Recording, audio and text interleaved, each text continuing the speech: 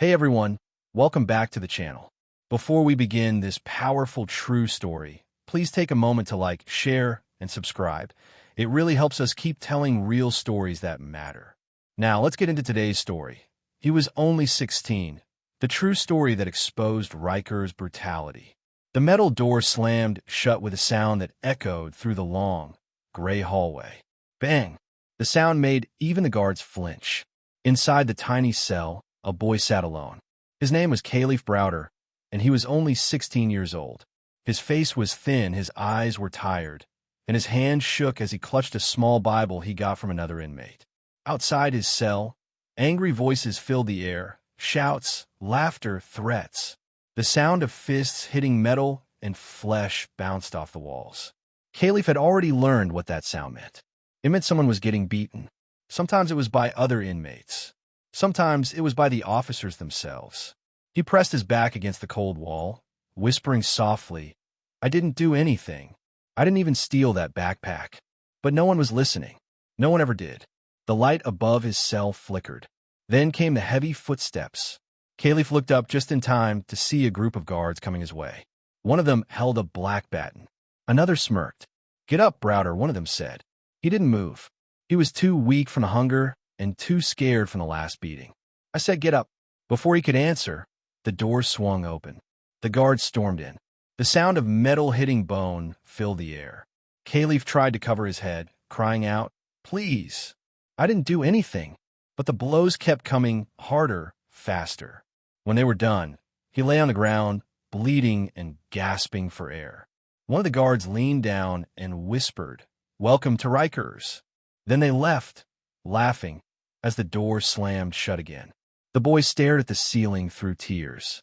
His world was broken, his freedom stolen, all for something he didn't do. And in that moment, bruised, scared, and alone, Kalief Browder made a silent promise to himself. "They can lock up my body, but they will never break my mind." But what brought him here? How did a 16-year-old kid from the Bronx end up in one of America's most dangerous jails without ever being found guilty? It started 2 years earlier, on a spring afternoon in 2010. Kalief was walking home from a party with his friend when a police car slowed down beside them. The siren wasn't on. The officers just stared for a second. Then one called out, "Hey, you two, come here." Kalief froze. He wasn't doing anything wrong, just heading home. But he knew the rule of the streets. If police stop you, you stop. The officer said, "You fit the description of suspect who stole a backpack earlier today." Kalief frowned. "A backpack? I don't know anything about that." But it didn't matter. They searched him, handcuffed him, and pushed him into the back seat. He looked at his friend through the window as the car pulled away. "Tell my mom," he shouted. "Tell her I didn't do nothing." That was the last time his friend saw him free. At the station, the police told him someone had claimed he stole a backpack. Inside that bag, they said, were a camera, some money, and a credit card. Kalief denied it over and over again. There was no video, no real proof, and no backpack on him. Yet they kept him. His mother, Vanita Browder, tried to post bail, but the amount was too high. She didn't have that kind of money. The court said he would have to stay in jail until his case was heard. "It'll be just a few days," one officer told her. "Don't worry." But that wasn't true. Days turned into weeks. Weeks became months, and months stretched into years. Kalief spent almost 3 years in Rikers Island, mostly in solitary confinement. Alone, forgotten. He missed his birthday, his high school graduation, his life. Inside, every day was a battle. Other inmates picked fights just to prove themselves. Guards punished small mistakes with violence. Kalief once said, "If you're weak, they eat you alive." He saw things no teenager should ever see: blood, fear, broken bones, and broken people. But even as the walls closed in on him, Kalief held on to one truth: he was innocent. And yet, no one seemed to care. One night, after a brutal fight in the yard, Kalief sat on his bed, shaking. He could hear someone crying in the next cell, the sound of another boy, maybe 17, who couldn't take it anymore. The noise echoed through the dark. Kalief whispered to himself, "They can't keep me forever. They can't." But Rikers had already changed him. The story of how a simple walk home turned into years of torture was only beginning. And what would happen next would shock the entire nation. The days inside Rikers Island felt endless. Kalief had stopped counting after the first 100. The cold walls, the noise, and the fear were the same every day. But the worst part wasn't the hunger or the fights or even the pain. It was the waiting. He was waiting for a trial, a chance to prove he didn't steal that backpack. But each time he went to court, something went wrong. The judge would say, the prosecutor isn't ready, or the witness didn't show up. Kalief would look at his lawyer and ask, so I go back? And every time, the lawyer would sigh and say, yes, you go back. That became his life. Endless returns to Rikers. Months turned into years. The system forgot about him, but Rikers didn't. Rikers remembered him every single day. Inside, life was a test of survival. Inmates were like predators and prey. Kalief, small and quiet, was easy to target. Some nights, he'd be forced to fight just to keep his food or his dignity. Other nights, he'd sit awake, afraid someone would sneak into his cell. He once told a guard, I just want to go home. The guard looked at him and said coldly, this is home now, Browder. The words cut deeper than any punch. He spent more than 700 days in solitary confinement, a room barely bigger than a closet. The light stayed on all day and all night. No one to talk to, no window to look through, just 4 gray walls and his thoughts. At first, he'd sing songs to himself.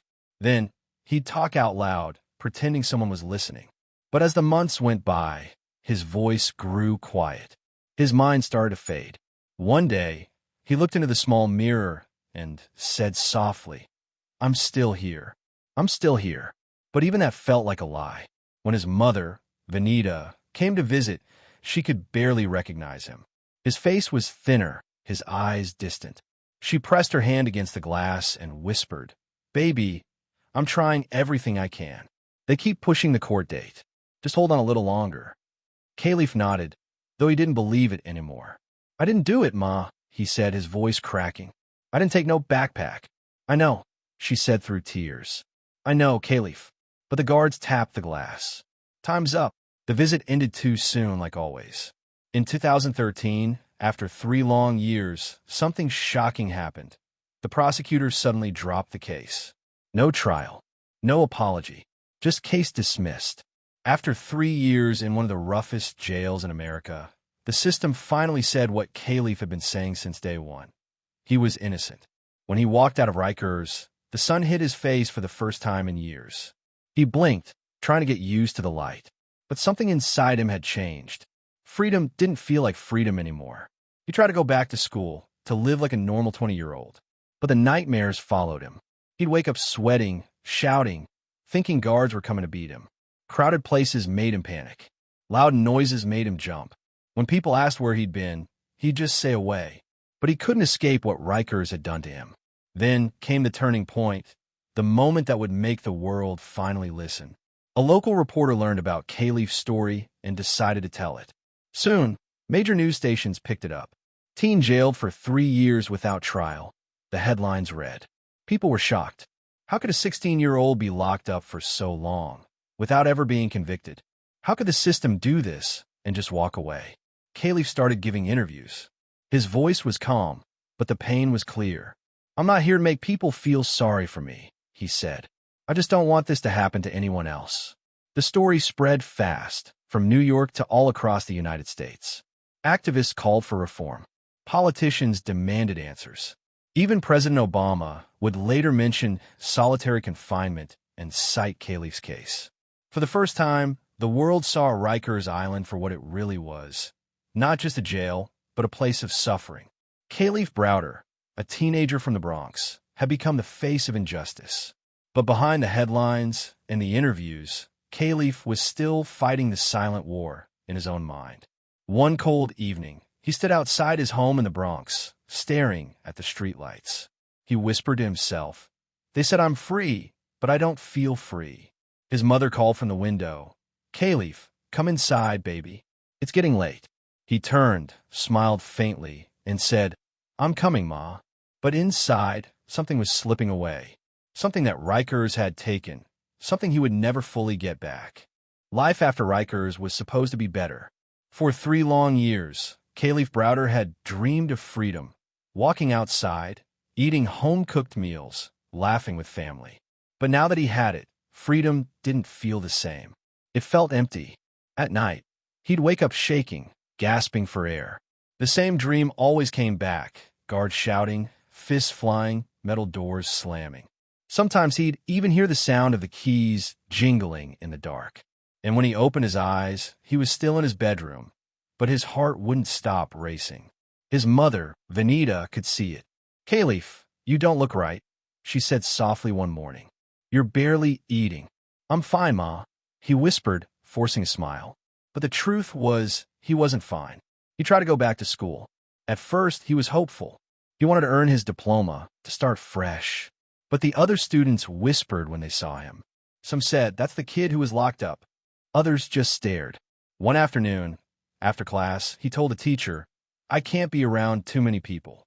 It makes me nervous." The teacher nodded kindly, but there wasn't much anyone could do. Kalief had left Rikers, but Rikers hadn't left him. As the months passed, the attention around his story grew.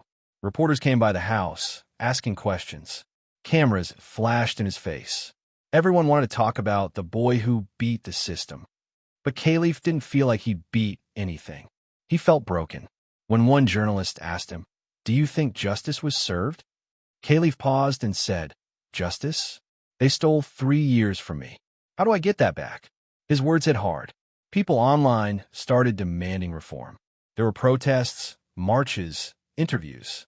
Kalief became a symbol of how cruel and careless the system could be. But being that symbol came with a heavy weight. He once told his brother, "I wish they'd just let me live normal. I'm tired of talking about it. I just want peace." But peace was the one thing he couldn't find. By 2015, Kalief was 22. On the outside, he seemed to be doing better. He worked out, went to church, spent time with his family. But inside, the pain still followed him. Sometimes he'd sit quietly, staring into space, and his mother would ask, "What's wrong?" He'd reply, "Nothing, Ma. Just thinking." But the truth was darker than that. He was battling deep depression, the kind that doesn't go away easily. He had scars not just on his body, but on his soul. He told a friend once, "Every day I wake up, I feel like I'm still there.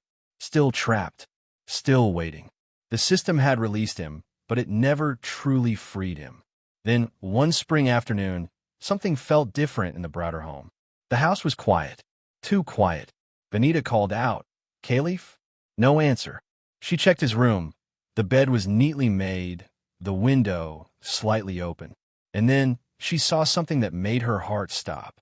Her son, her baby boy who had survived Rikers Island, who had fought so hard to prove his innocence, was gone. Kalief Browder had taken his own life. He was only 22. The news spread across America like wildfire. People cried, shouted, demanded answers. How could this happen? How could a young man who was never found guilty die this way? Politicians spoke his name. Activists marched in his memory. Journalists called it a tragedy that should never have happened. Even years later, people would still talk about him. The boy who spent 3 years in jail without a conviction, the boy who stood up against the system and showed the world its cruelty. His death broke his mother's heart, but also opened the nation's eyes. Because of Kalief, lawmakers began to question solitary confinement for minors. The city of New York promised to close Rikers Island for good. He was gone, but his story changed America forever. At Kalief's funeral, the church was full. Friends, neighbors, even strangers came to pay their respects. His mother stood by the casket, whispering through tears, "You didn't deserve this." None of it. A pastor spoke gently. "Sometimes heroes don't wear capes. Sometimes they just tell the truth and make the world listen." The room was silent. Even today, when people hear the name Kalief Browder, they remember a brave young man who refused to give up, even when the system did everything to break him. He was only 16 when it began, and yet his courage exposed one of the darkest truths in America's justice system. The city of New York woke up to a storm the day the news broke. Kalief Browder was gone. People who had followed his story couldn't believe it. The headlines hit like a punch to the heart. Young man wrongfully imprisoned at Rikers commits suicide. Television anchors spoke with heavy voices. He was only 16 when it all began, one reporter said. Now, at 22, the trauma has taken its final toll. Across the Bronx, candles were lit. People gathered outside the Browder home, holding signs that read "Justice for Kalief" and "Close Rikers now." His mother, Venita, stood by the window, watching strangers mourn her son. Some cried, others prayed, but all of them knew this wasn't just about one boy anymore. It was about a system that had failed too many. Soon, protests spread through New York City. Crowds filled the streets, chanting his name, Kalief Browder, Kalief Browder. Marchers carried posters showing his young face, the same one that had once looked so full of hope. Reporters followed every step. What happened to Kalief must never happen again, one activist shouted through a megaphone. We demand change. The noise grew louder, echoing through city halls, courtrooms, and even the governor's office. The story reached the highest levels of government. Lawmakers began asking hard questions. How can a teenager be jailed for 3 years without trial? Why was solitary confinement used on minors? Why did no one step in? The pressure worked. Soon, the city announced major changes. Solitary confinement for anyone under 18 would be banned. Plans were made to shut down Rikers Island, the same jail that had destroyed so many lives. It wouldn't happen overnight, but the movement had begun. And at the heart of it was one young man, Kalief Browder, whose courage had forced the nation to look in the mirror. Documentaries were made. One of the most powerful was Time, the Kalief Browder story, produced by Jay-Z. It reached millions, showing what Kalief had endured, what he had fought for, and what he had lost. In interviews, Jay-Z said, Kalief's story is bigger than one man. It's about the truth, about justice, about humanity. For the first time, America saw what it really meant to be caught in a system that didn't care who you were, only how fast it could move you through. Kalief's mother continued to fight for change. She spoke at rallies, told her son's story in schools, and met with lawmakers. Her voice trembled, but her message never did.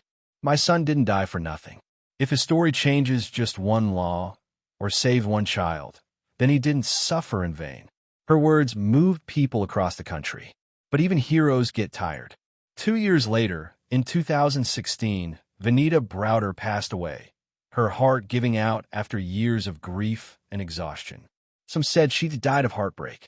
Now, both mother and son were gone. But their fight, their truth, lived on. Today, when people talk about criminal justice reform, they still mention Kalief Browder.